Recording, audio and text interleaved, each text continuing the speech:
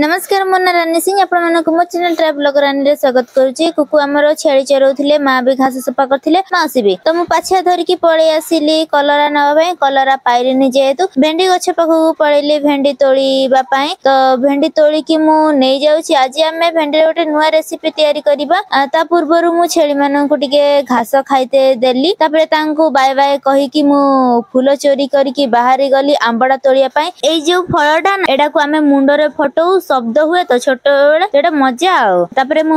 आंबड़ा तोड़ी की नहीं आसिली। आंबड़ा को आम प्रथम भल भाव धोईदेवा तापरे चारि फाड़ करके काटिदेबा आउ भेंडी को आमर एतिक लंबा करके काटी नबा। माँ हाट को जीवे बोली माउसी तांकर पैसा को तोड़ी देले माँ को पई मु तेल रे लूण ता सहित हळदी पकेई भेंडी को भाजी नेली तापरे अदा और रसुण को छेची नेली तापरे आमर सोरिष को पकेई देली लास्ट रे बिलाती पके की बाटी नेली मसला रेडी हो गला। तापरे मु कढ़ई रे प्याज पके की तापरे बटा मसला को पके नेली पके नेला परे मोर मसला सिजी आसिला जतले मु हमर जो भाजी की रखी थिली भेंडी ता सहित आंबडा को पके नेली तापरे कहिले न सरे जो वासना आसु थाए बाप रे बाप खाइली पूरा हाथ चाटी की आहा